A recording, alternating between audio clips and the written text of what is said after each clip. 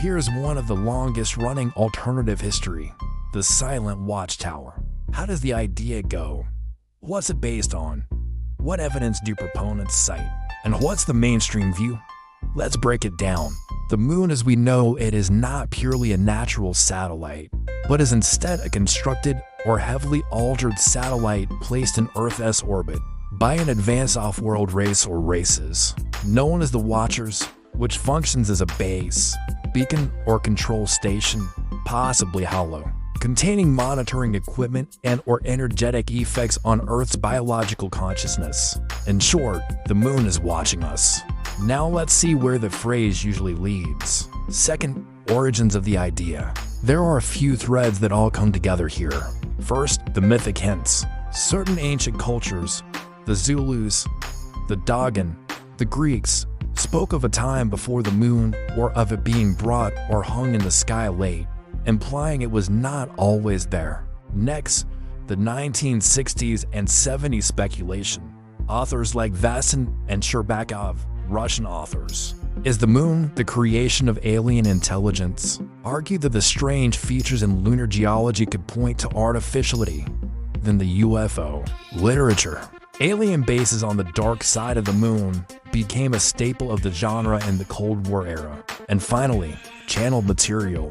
Most recently, starseed texts which describe the moon as a monitoring or soul recycling station for the Anunnaki or other highly evolved beings. That's the general lineage. Third, anomalies cited by proponents. First, its density and orbit. The moon is unusually large relative to Earth. Its density and exact distance from Earth yield the perfect solar eclipses. Proponents say nothing natural can be so precise. Next, the hollow moon idea. Seismic data from Apollo moon landings showed the moon ringing like a bell after impacts. Proponents say this proves it's hollow, though mainstream science says it's just low seismic attenuation.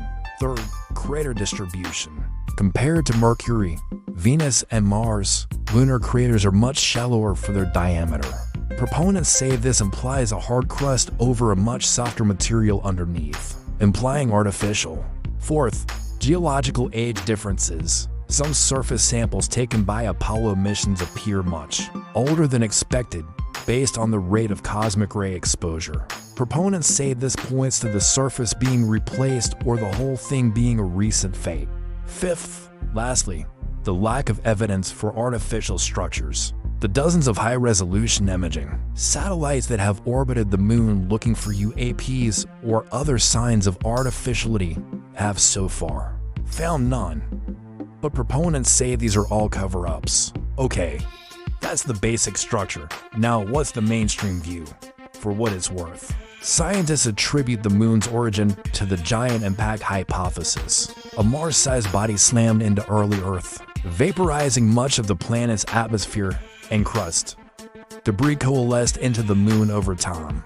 The event would have also given Earth its tilt and initial atmospheric composition. This hypothesis explains the moon's size, orbit, and even composition.